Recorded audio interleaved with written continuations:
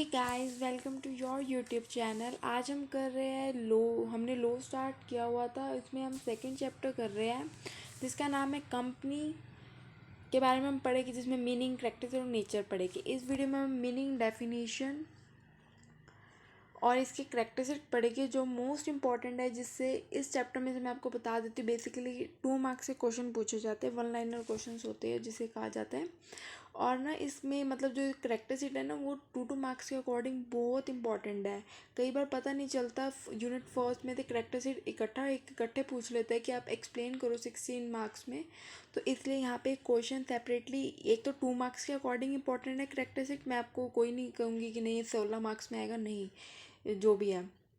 इसमें डायरेक्टली एक क्वेश्चन ये भी आता है कि आप उसके कंपनी की मीनिंग, डेफिनेशन और कैरेक्टरिस्टिक एक्सप्लेन करो। और या तो उसमें कैरेक्टरिस्टिक में 2 मार्क्स के क्वेश्चन तो डेफिनेटली आते हैं। तो इसलिए ये चैप्टर तो इम्पॉर्टेंट है। तो आपके कहीं भी नहीं होगा कि आपने 2 मार्क्स के, कई बच्चे छोड़ देते हैं कि नहीं सेकंड चैप्टर हम नहीं करते, थर्ड फोर्थ में से आता है आगे।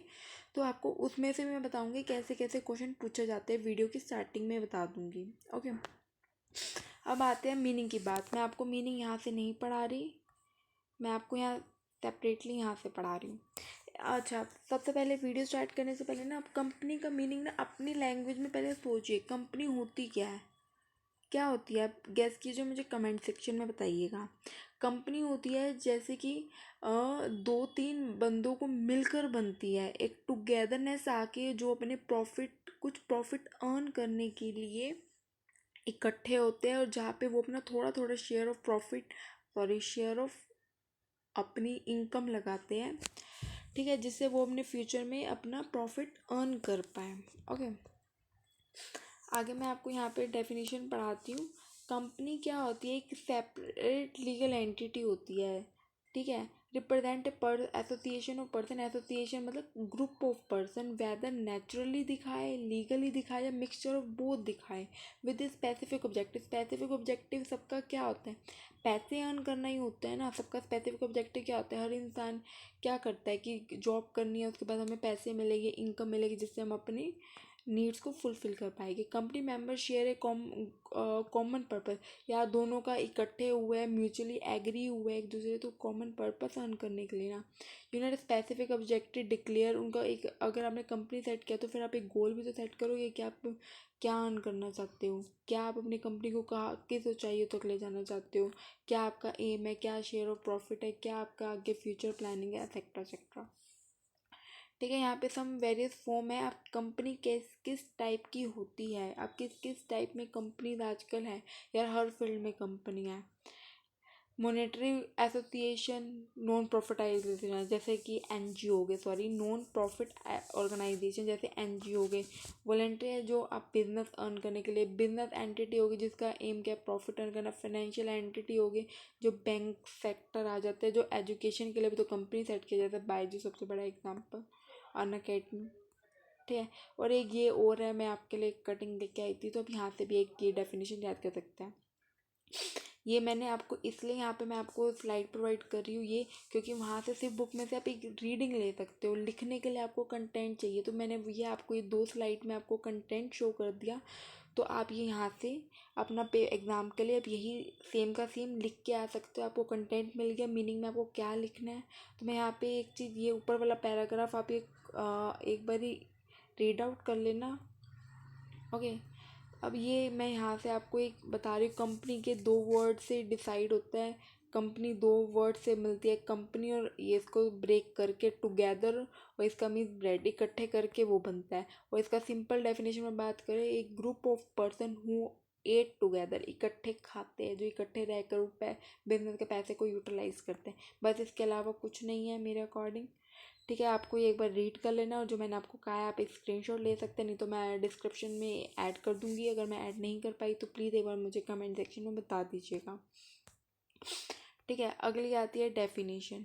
डेफिनेशन, अगर कई बच्चों को मीनिंग याद नहीं होता, आपको एक चीज़ पता होगी, छोटे मतलब 11th-12th से बताया जाता है। अगर आप इसके ये राइटर का नाम कट करके आप ये भी लिख देते हो, ये भी आपका एक मीनिंग क्रिएट हो जाता है। अगर आप उसके राइटर का नेम लिख देते हो, वो एक डेफिनेशन क्रिएट कर दी जाती है। ठीक है, मैं आपको फर्स्ट डेफिनेशन पढ़ा रही हूँ, बाकी में से इसमें से आप कोई भी 2 याद कर सकते हैं एग्ज़ाम पर्पज से। देखिए, by company meet association of many person. Association mean group of person who contribute money, जो अपना पैसा लगाते हैं, वर्थ लगाते हैं, कॉमन स्टॉक और एम्प्लॉय टू अपने बिजनेस के लिए, हु शेयर किसी लिए प्रॉफिट और लॉस के लिए। क्योंकि अगर प्रॉफिट हो रहा है तो कहीं ना कहीं लॉस भी होता है, ऐसा नहीं हर बिजनेस प्रॉफिट ही अर्न करता है, लक की बात होती है। आई होप आपको समझ आएगा, बाकी आप एक बार देख लीजिएगा। और ये 60 मार्क्स के पर्पज़ से हर मतलब उसको यूनिवर्सिटीज़ के अकॉर्डिंग अलग अलग है, तो देख लीजिएगा। एमडी यूनिवर्सिटी का मैं बता देती हूँ 60 मार्क्स का आता है, कुरुक्षेत्र यूनिवर्सिटी में 15 मार्क्स के अकॉर्डिंग ऐसे क्वेश्चन बनता है। ओके, फर्स्ट आता है इनकॉर्पोरेटेड एसोसिएशन। इनकॉर्पोरेटेड एसोसिएशन क्या होता है? Just a whole incorporated association होता है जो एक बार बिजनेस स्टार्ट होने से पहले जो कंपनी रजिस्टर होती है ना, कि हाँ हम रजिस्टर कर रहे हैं अपनी कंपनी को, उससे वो कहते हैं इनकॉर्पोरेटेड एसोसिएशन। जो अभी तक कंपनी बनी नहीं लेकिन वो क्या हो रही है, रजिस्टर हो रही है, फॉर्म हो रही है, कहाँ पे? रजिस्ट्रार के पास हो रही है। यहाँ पे ये लाइन नहीं लिखी हूँ मैं, इसका मतलब आपने अकाउंट्स में पढ़ा होगा कि इनकॉर्पोरेटेड एसोसिएशन वो होता है जहाँ एक कंपनी रजिस्टर हो जाती है लेकिन अभी बनी नहीं होती, बन रही होती है, उसके पेपर वर्क चल रहा होता है, उसको कहा जाता है सिंपल लैंग्वेज में, जिसको कहते हैं सिंपल सटीक लैंग्वेज। ओके, ये क्या होता है? एस्टैब्लिश बाय लॉ होती है, क्योंकि हर एक कंपनी ऐसी ही नहीं हो जाती लीगल, उसको पहले लीगल फॉर्मेलिटीज़ पूरी करनी पड़ती है, अपने आप को रजिस्टर कराना पड़ता है, उसके मेंबर्स देखे जाते हैं, उसके अकॉर्डिंग कंपनी बन जाती है। इसके कंपनी के मिनिमम मेंबर कितने हैं, मैक्सिमम कितने रख सकते हैं, उसके पूरी मतलब एक लीगल प्रोसेस चलता है जहाँ पे उसका ऑब्जेक्टिव अर्न प्रॉफिट करना होता है। आई होप तो आपको ये क्लियर होगा। नेक्स्ट आता है आर्टिफिशियल पर्सन। यार ये आप छोटे मतलब 12th क्लास से 11th-12th क्लास से पढ़ते हैं। आर्टिफिशियल क्या होता है? एक कंपनी एक आर्टिफिशियल पर्सन होता है जिसकी खुद की कोई आइडेंटिटी नहीं होती। क्यों नहीं होती, आज मैं आपको बताती हूँ। Another important character of artificial person, ये एक लॉ से क्रिएट होता है इसलिए आर्टिफिशियल पर्सन कहा जाता है। और ये इसका कोई ना बर्थ नेचुरल नहीं होता, नेचुरली होता है। जैसे हम नेचुरली पैदा हुए हैं, ये थोड़ा नेचुरली होता है। तो यहाँ पे नेचुरली यहाँ पे ये चीज़ कह रहा है कि क्योंकि ये हमें दिखती नहीं है, कंपनी लोगों से मैनेजमेंट से मिलकर बनती है। ये एक कंपनी हम उसको टैग दे देते हैं, ये हमें दिखती नहीं है, कोई बॉडी नहीं होती, कोई तोल नहीं होता, कोई पेन, कोई इंजॉय, ऐसा कुछ नहीं होता।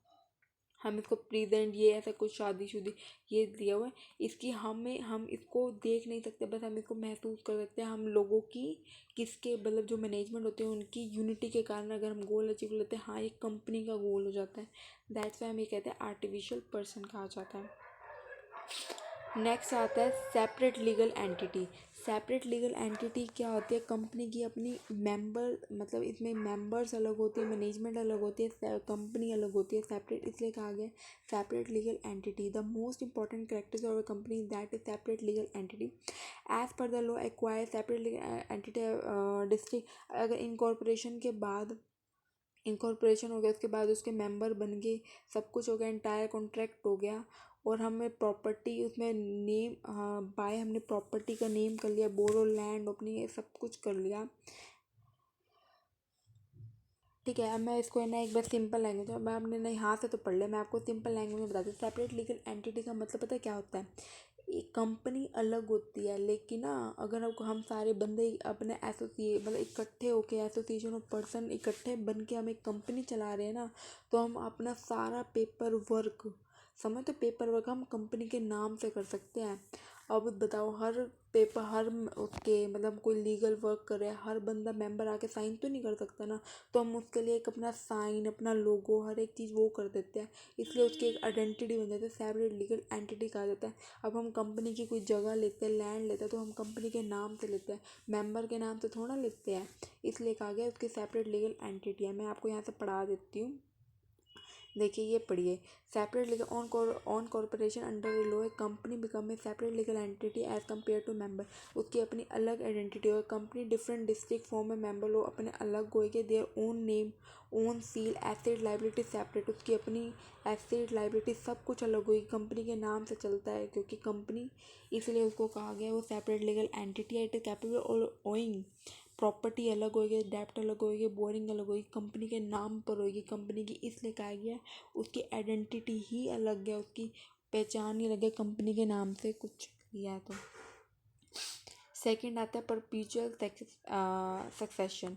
मतलब इसमें परपीचुअल सक्सेशन क्या है, कंपनी डज नॉट डाई। आपको पता, मैं यहाँ पे सिंपल लैंग्वेज में बात करती हूँ अपनी नॉर्मल।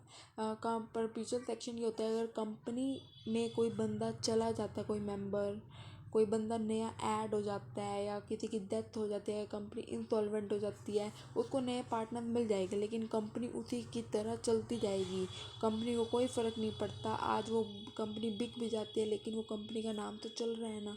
वो अलग बात है उन्होंने बंद कर दी, लेकिन कंपनी का नाम तो चल रहा है ना, उसका अपना क्या है, परपीचुअल सक्सेशन है, जिससे कंपनी को फ़र्क नहीं पड़ता कि कोई बंदा आ रहा है जा रहा है, कंपनी तो चल रही है, जो चला रहा है तो चल ही रही है। तो ये चीज़ है। ओके, एक मैं यहाँ पे आपको पढ़ा देती हूँ ट्रांसफरेबिलिटी ऑफ शेयर्स क्या होता है। ट्रांसफरेबिलिटी ऑफ शेयर क्या होता है, यहाँ पे सिंपल लैंग्वेज में बात करते हैं। ट्रांसफरेबिलिटी ऑफ शेयर पे आपको क्या समझा रहा है, एक कंपनी का ना एक जो शेयर होल्डर, आपको पता ही होगा शेयर कौन बाय करता है, शेयर होल्डर। कंपनी अपने शेयर होल्डर, एक शेयर होल्डर का शेयर, कंपनी के शेयर परचेज करता है। सॉरी, एक बार मैं फिर बोल रही हूँ। अगर एक शेयर कौन बाय कर सकता है, शेयर होल्डर। शेयर होल्डर के पास इतना हक होता है कि अगर वो बेचना चाहे कंपनी के शेयर तो वो बेच सकता है फ्रीली, बिना कंपनी से पूछे, क्योंकि उसके पास एक हक होता है कि अगर उसको पैसे की नीड है, उसको लग रहा है कि हाँ ठीक है मेरा काम हो गया, मैंने कुछ कमा लिया तो मैं बेच देता हूँ, तो वो ये चीज़ है, फ्रीली वो बेच सकता है। वो ट्रांसफरेबल शेयर होते हैं आजकल के। Common seal. नेक्स्ट क्या आता है, कॉमन सील।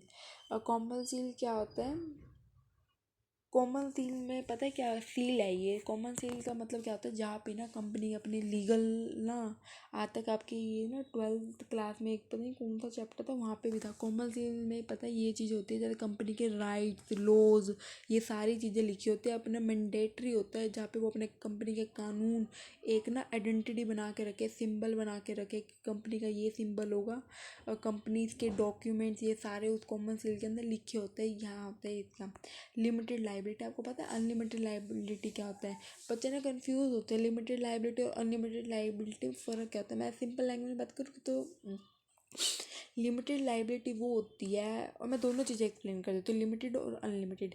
लिमिटेड लाइबिलिटी में ना आपके पास जितना पैसा, मतलब हाथ में कैश है ना, आप उतने से ही लाइबिलिटी पे कर सकते हो। और अनलिमिटेड लाइबिलिटी ये है, अगर आपकी कंपनी को किसी को कर्ज चुकाना है ना, तो आपका घर बेच कर भी ना कंपनी कर्ज चुकाएगी, वो अनलिमिटेड लाइबिलिटी होती है। समझ आया कि अगर देखो कंपनी को, किसी कंपनी ने 1 लाख का उधार लिया होता है किसी से, और बैंक के मतलब हमारी कंपनी के अंदर ही 50,000 रुपये पड़े थे, तो उसने 50,000 रुपये और देने हैं, तो कंपनी अगर लिमिटेड है तो मेंबर सिर्फ वो 50,000 रुपये ही पे करेगी, क्योंकि कंपनी के पास सिर्फ 50,000 रुपये है, लिमिटेड हो गया।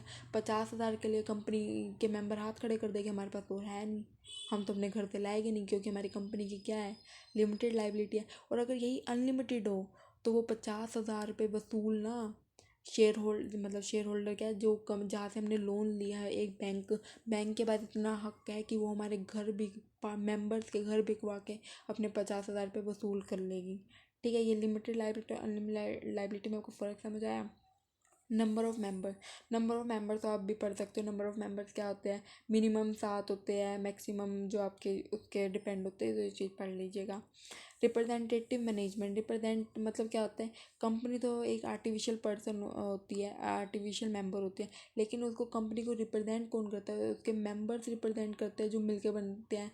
लेकिन ना शेयर होल्डर लार्ज क्वांटिटी में होते हैं, इसलिए उसको रिप्रेजेंट नहीं किया जाता, उसके बिहाफ पे डायरेक्टर ये सारी कंपनी के डिसीजन लेते हैं, उसके बिहाफ पे ये वो करते हैं।